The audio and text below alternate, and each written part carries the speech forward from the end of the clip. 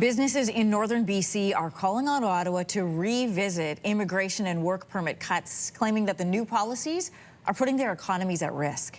In September of last year, the temporary foreign workers program was scaled back when Ottawa set out to reduce immigration rates right across the country. Now, you might remember this included a complete freeze of low-wage hiring of temporary foreign workers in regions where the unemployment rate was sitting at higher than 6%. So for more on what this hiring pause has meant for businesses in northern BC, I'm joined this morning by John Farrell. He's the Executive Director, Community Futures in Prince Rupert. Good morning, and thank you for waking up so early for us. Good morning. I'm actually not in Prince Rupert today. I'm in Gas Country. I'm actually in Fort St. John. But my hometown, Prince Rupert, is it's a small town. We're a community of 13,000 people. We're 18-hour drive from Vancouver, but we're also the third largest port in the country. And so we're critically important as Western Canada's trade gateway to the world. Yeah, set Sure. up for us then, how important are temporary foreign workers to the port and the region's growth and really the economy of the country? So, I mean, the Port of Prince Rupert does about $60 billion in annual trade. LNG Canada in Kitimat is a town of about 2 hours away, and they are exporting 11.28 billion annually. And our two propane terminals are doing about 800 million annually. So that's an incredible amount of wealth in our corridor. It's the reason that Danielle Smith and all the Alberta premiers call the Port of Prince Rupert their port. Yet we just don't have the employees, the staff to make this all work. Let's talk about that. How have you seen the cuts to the temporary foreign workers program affect your local businesses, the community, and the ports? Well, temporary foreign workers program has been a stopgap. It's been actually a godsend to our communities. It's the staffing for our hotels, our restaurants, our retail, many construction companies that really need highly skilled people like refrigeration, get those ticketed journeymen from elsewhere. They get them from South Africa. They get them from other parts of the world where the locals just aren't there for that. And our problem is, so just to give you a sense, is that, you know, we have two grocery stores, and our main grocery store, Safeway, has 78 employees, but 50% of them are on that permit.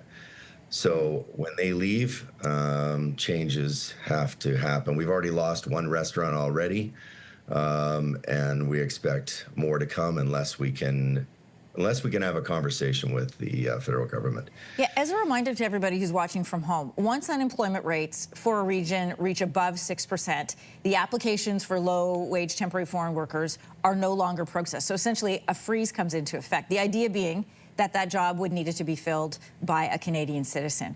But tell us, what are you finding, how this looks on the ground? Are Canadians applying for the jobs that are typically filled by temporary foreign workers? Well, you know, we did a Community Futures 3 weeks ago. We did a job fair where we matched employers with job seekers, and 80 to 90% of those that had a resume in hand were from away. They weren't local, and unfortunately for us, the young people that used to staff McDonald's and Timmy's, are either working in the port for $35 an hour, or they've gone down to Vancouver and the big cities. So we just don't have those people that can contribute to the service industry, and that's really what's killing us. So the temporary foreign workers program has been that stopgap. It's been basically running. It's been delivering pizzas. It's been cleaning hotel rooms. It's been the cashiers when you go into grocery stores, small little corner stores. Yeah. That's what's been keeping us alive. So, John, you said if you want to have a conversation with Ottawa. So if you could sit down, what would you tell them, and what do you need from them? Well, we want a special zone for immigration. So we can have the workers we need to support the strengthening of Canada as an energy superpower, which is what Mr. Carney's been talking about. So we need Mr. Carney's support to do that. So I'm asking the Prime Minister and the new Immigration Minister to meet with us and sit down and talk about what we can do to keep things running. to keep a very essential piece of Canada's wealth continuing, because without it, we're seeing businesses collapse. So what's been happening on the ground is that businesses have been stepping up in all those communities, from Prince Rupert Terrace, Kitimat, Smithers, and they're signing a call to action asking for this conversation to take place, because we're getting to the point where we're desperate. We're losing people every day, and we need to figure out a solution quick. John Farrell, Executive Director for Community Futures, Prince Rupert. I want to really thank you for highlighting what's going on in your region, and you did a great job. Thank you. Thank you very much. If you like that video, make sure to subscribe to the Your Morning YouTube feed, where you can find all kinds of new content posted every weekday morning.